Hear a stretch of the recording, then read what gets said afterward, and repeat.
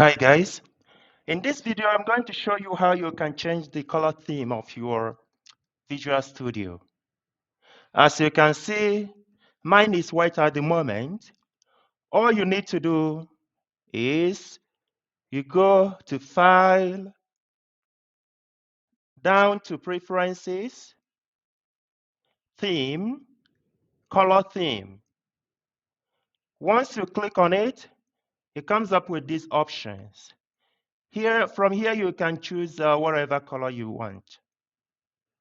So what I'm going to do, let me choose dark high contrast. Just click on it, then the color changes. It is just that simple. This is not really my favorite color. Let me go back there, preferences and theme, color theme. Let's choose something else. Maybe let's choose dark Visual Studio.